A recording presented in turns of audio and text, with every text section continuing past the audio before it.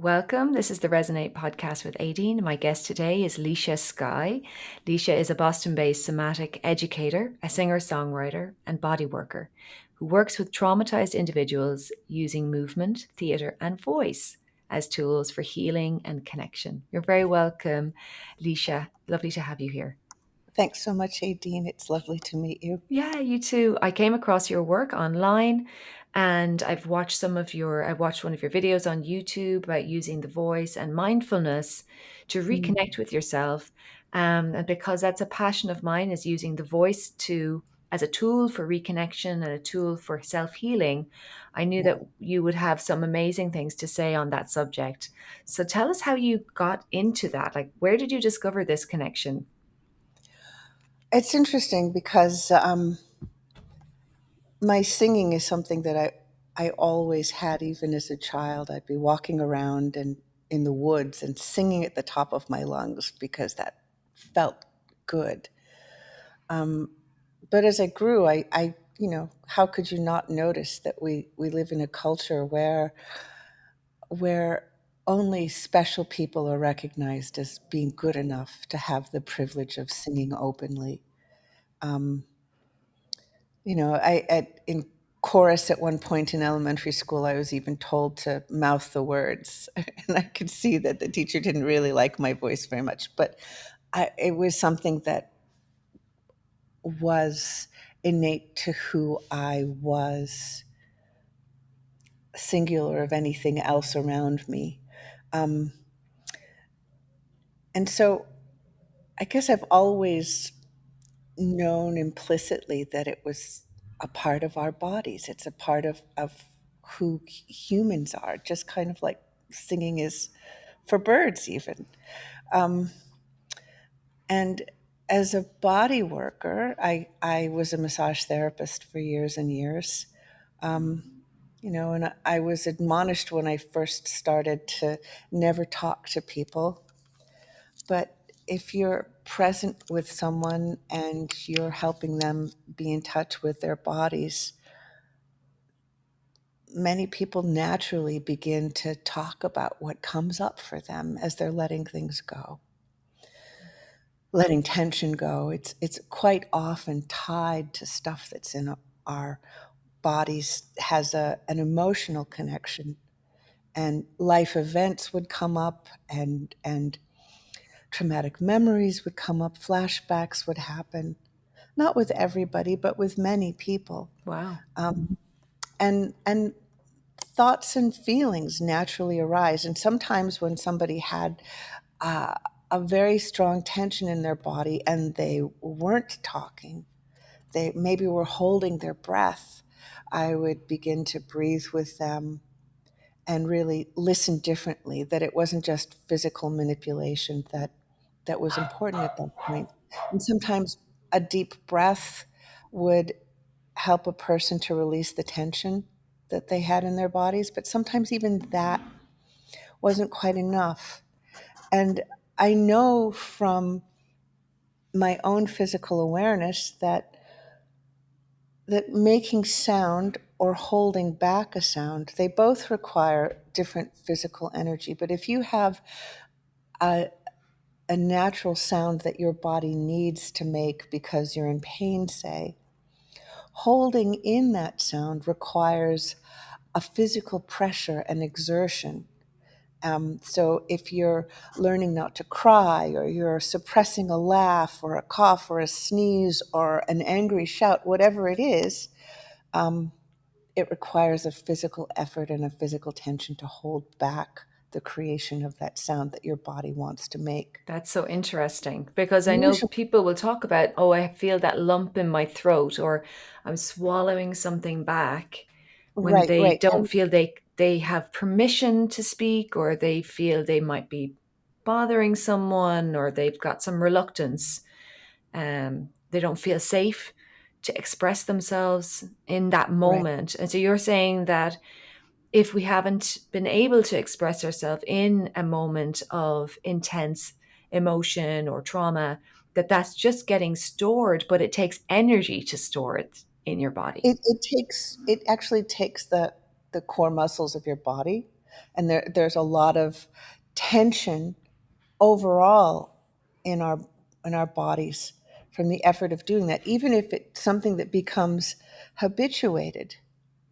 If it becomes habituated, then it goes below your active awareness to your subconscious. And I think there are different levels of subconscious awareness. Some things are very close to the surface, and some things are buried really deep. So, But sometimes a physical tension and pain can come from something that's buried really deep that you don't even know that you have that habit of carrying wow. or compensating for. And so I began toning and sounding just, the intuition of what does a sigh sound like?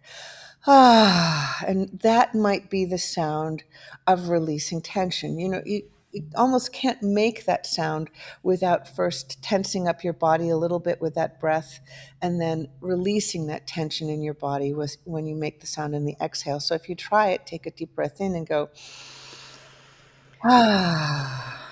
I can feel just the act of that makes my chest rise and fall, my shoulders rise and fall, and it helps. It's a gentle internal squeeze, which is sometimes a necessary thing to tighten something a little bit more before you let it go. Wow. Um, and and so sometimes that was enough to unlock attention, but sometimes that was enough to unlock a physical sensation of emotional release, Mm-hmm. and tears would come. So for me, it's very important to make a sound that's loud enough for a person to make the sound in so they don't have to be self conscious about making the sound themselves. So many people don't have permission to make sound. Emotional sound can be a cultural taboo, a family taboo. Um, some people have more privilege around sound than others. I was a very quiet person when I wasn't off in the woods singing by myself. Um, That's so, yeah. I just love what you're saying, and I want to just connect the dots for the listeners. Mm, So, mm, you might have a sore hip or a shoulder issue or some physical manifestation of pain in your body mm. that was caused at a time when you weren't able to speak about it. That voice could be part of that healing process to help you unlock what had happened, allow yourself to express something in. Well, that's taking it further than I would take it immediately because it depends on the relationship of the person that you're working with. Okay, If it's somebody brand new, they might not feel safe to even open up that much to themselves in the presence of another. yes. But uh, vocalizing was something that I would do with people that I'd really been with for a while who I felt trusted me.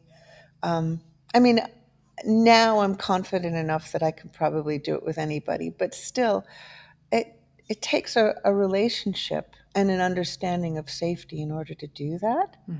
Um, the thing about having a voice is that it means you're seen because attention orients to sound. And it's something that emanates from your body, vibrates your body. You have a physical sensation of vibration when you speak and make a sound. And you're also imparting your physicality, information about your nervous system, how comfortable or tense you are, how relaxed you are. All of that is transmitted through the sound of your voice. So, um, so having a voice is a big deal physically. It means I'm safe to draw attention to myself. And your volume, your fluidity, your prosody, all of that is a reflection of your safety from moment to moment, how comfortable you are in your own body Mm. from moment to moment, and how authentically present you feel safe to be. It's beautiful. Does that make sense? Completely, because yeah, I teach voice and teach singing, and I often remind people how important their nervous system is in order Mm, to feel confident to sing. You know, if you're reacting in your mind to feeling a little stressed about a situation, your physical body is reacting to that, and you can feel some tension. And sometimes being aware of that physical side of the voice is a way back then to feeling peaceful again. You might have to use your own positive self talk mm. to, in the moment to kind of go, no, I'm okay right now, or, it's okay if I'm not perfect, or whatever it might be that you might have running through your mind that's creating that physical tension. But they're so interconnected, right? It's very, I don't think you can separate them really. Yeah. Um, I loved what you well, said about I love what you said about that we even feel our own voice, like our own oh yeah, vibration. That's we something I think I don't even think about that often. That every time I speak, I'm feeling my own voice. That seems like an interesting thing to think about. we're resonating. Yes. That's what it means. We are making this sound that reflects the state that we're in. We're resonating, emanating that vibration throughout our bodies and into the atmosphere around us, and it's received. Those vibrations are received by everything, air, liquid, solid around us. We're all vibrating all the time. But where was I going with that? I was talking about attention and safety. The thing about our voices is that there's privilege and there's shame. And so many people are shamed about their voices and not encouraged to learn them or develop them or grow into them. They're only told that their voices are inadequate, Yeah. their voices are too much, their voices aren't good enough. And there's so many reasons why we learn to be quiet, quiet, quiet, quiet. I know education, the way we have it, is a thing where children learn very quickly. You got to be quiet. You got to keep your voice down. You can't speak up.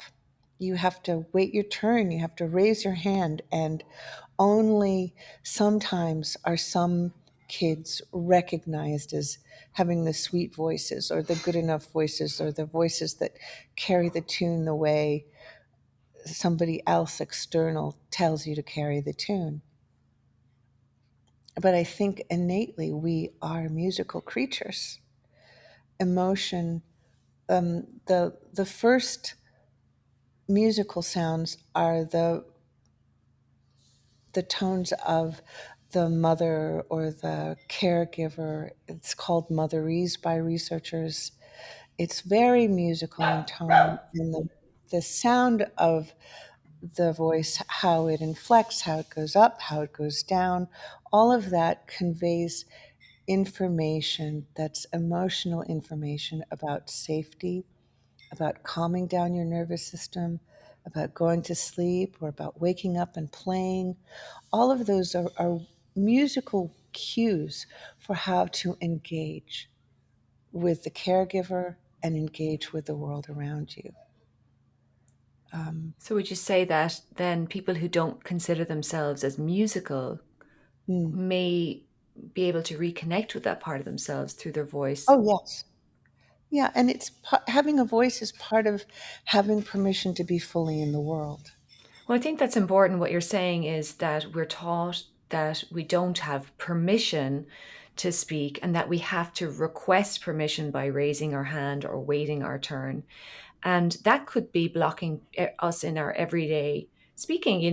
Most women find it difficult to maybe ask for what they need from their partner or from Mm, their in their mm. workplace asking for a raise. So this issue of being disconnected from feeling safe enough to use your voice can have very significant negative effects within your everyday life, often. Right, right. It's part of standing up and being seen. It's part of having agency in the world. It's part of having permission to make your life better or make it the way you want it to be. It it's part of understanding yourself and your worth. Yes. And I think in this sense, voice is a figurative voice as well, because some people are deaf, some people don't speak the way everybody else speaks, they don't use their voice in the same way, and yet having the capacity to self-express and fully be, to be able to listen to the sensations of your body and be aware and feel safe to communicate what you know about yourself to others. For me, that's the essence of having a voice. Yeah. So whether you have to write that down or Mm. sign it, if you're using Yeah, sign yeah. language, and that's still, we can still use the word voice for that and connect it then with your, whether you're undervaluing yourself, or waiting your turn and moving toward hopefully asking for what you need and want in your life. Mm, mm. And actively seeking it.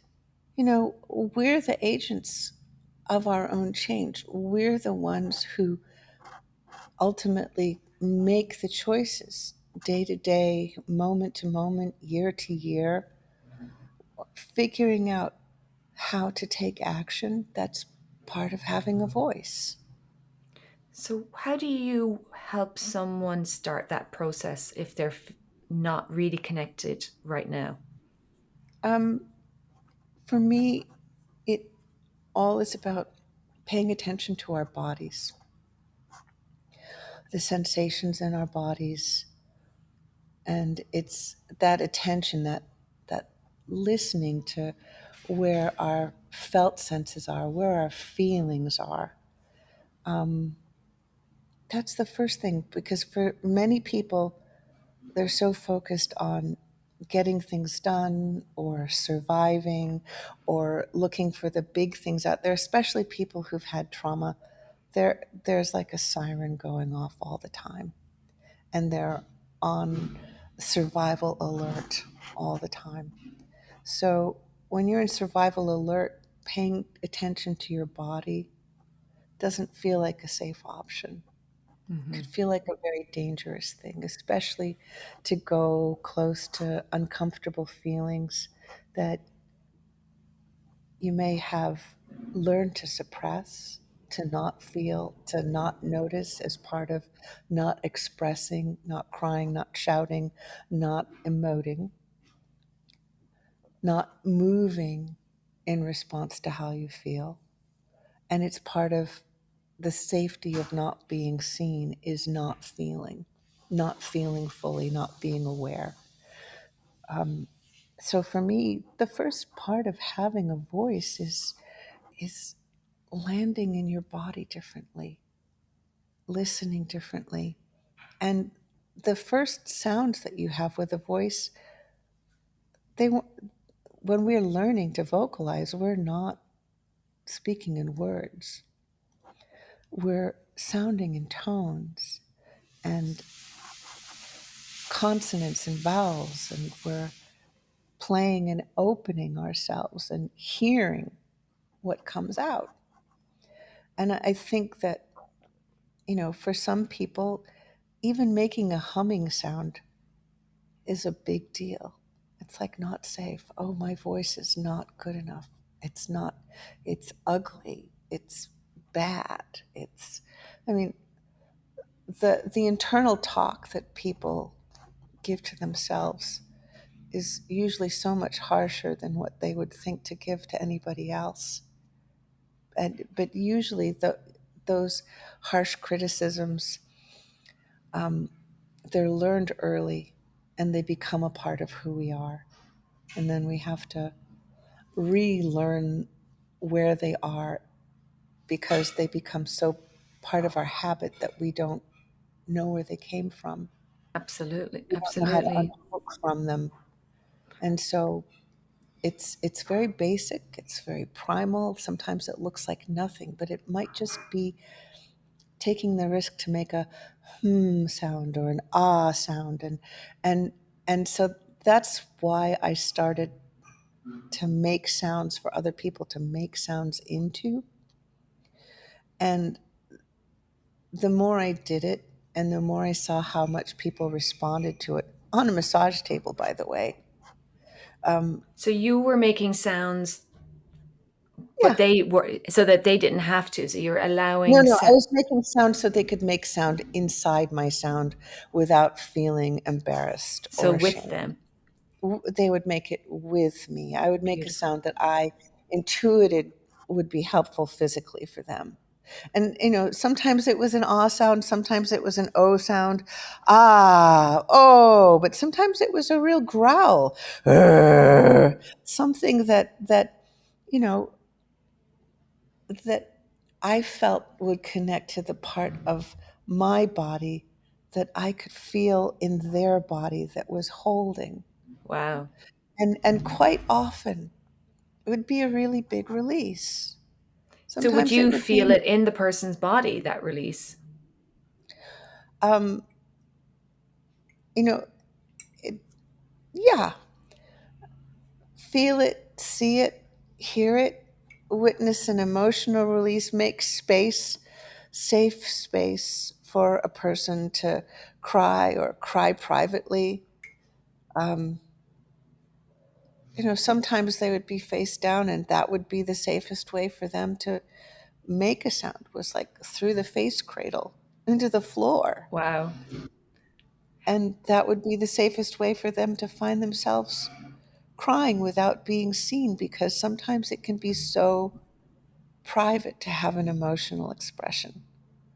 Yeah. Um, So if someone's listening and they are feeling an emotion within themselves, can yeah, they do that process a little bit on their own just by maybe closing their eyes, feeling into their body? How would you suggest somebody who doesn't have access to perhaps working with you directly, could they try something on their own? I love humming. It's always the first thing that I do vocally with people. It's very resonant. There's something about it that's very soothing. Hum can hold a lot of motion, emotional awareness without making a big sound. You can and just pause and be at the very edge of a feeling. So it's about practicing noticing, where do you feel tension in your body right now? Where do I feel tension in my body? Is it in my chest? Is it in my belly? Is it in my shoulders? Or what parts of me feel relaxed and open? And I just hum with curiosity. I wonder where I'm feeling. So playing with those sounds and seeing what comes up. What do I, in private, have permission to feel or resonate with? And I think humming opens us up in such a way that we can hear our voices differently. You can try holding your hands over your ears and humming at the same time, which kind of amplifies the resonance that you feel, because sound is conducted through solids better than through air. And so if you hold your hands over your ears and you hum or you vocalize and hear things, it's like having a speaker inside your head. Wow.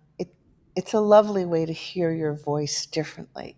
In the talk And that I watched on YouTube, you suggested putting hands in front of your face and saying your own name so that yes, you can yeah, hear your absolutely. own voice saying your own Yes. name. I loved that. Yeah, yeah. And you can feel the vibration of your voice in your hands. You can hum holding your chest or your belly and actually feel how your voice vibrates your body. You can place your hand on the top of your head, push down a little bit, and an sound usually sends the vibration right up into your skull. So your hand can actually feel the vibration of your voice in your head. Um, Wow. I think yeah, that the listeners, I encourage anyone listening, please do try some of these things and feel your own voice, connect to that part of yourself, and because it's a very rich experience when you feel your voice has value Mm. and you can express yourself, and it's a tool for manifesting the life that you would like to have and Yeah. connecting with others more deeply, because if we don't fully express ourselves and are honest, that creates barriers. Saying your name the way you like to be said is really important, to hear yourself, address yourself with respect and kindness. Beautiful. And I love practicing self-talk. Self-talk is understanding what you feel like saying to yourself or what you would like to have said to you. Do you have permission to say it to yourself?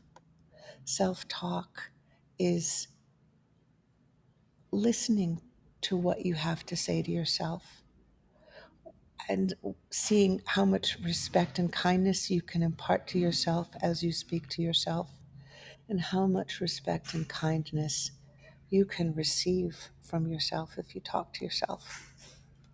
And throughout the day, I find myself talking to myself, and it might be odd at first, but sometimes it can be very reassuring to have a little companionship for the more insecure or vulnerable parts of ourselves when they come up. You know, we all have times when we think, ooh, I don't know if I can do that. And if we're in touch enough with ourselves, there's something inside us that can actually be kind. Yeah, and say back, well, maybe I can, and it could be fun to try. Well, I'm afraid we've already gotten to the end of our allotted time already. I mean, we could continue talking, I'm sure, for another hour. Licia, it's been a pleasure to have you on the Resonate podcast. Is there anything that you'd like to say finally before we go? And maybe you'd like to let people know how to connect with the work that you're doing through the Trauma Foundation. It's the Trauma Research Foundation, traumaresearchfoundation.org. Mhm. And that website is kept much more up to date than my personal website, which is Licia Sky, is liciasky.com. And yeah, am teaching workshops all over the place by myself and with Bessel van der Kolk. They're trauma workshops mostly. Um, and thank you so much. So I hope people will feel like exploring and playing. And thank you for sharing me with your audience, Aideen. It's been an absolute pleasure. Thank you so much for joining me. Thank you all. If you've been listening, I encourage you to connect with Licia and maybe attend one of her workshops. And we look forward to seeing you again on the Resonate podcast next time. Bye bye.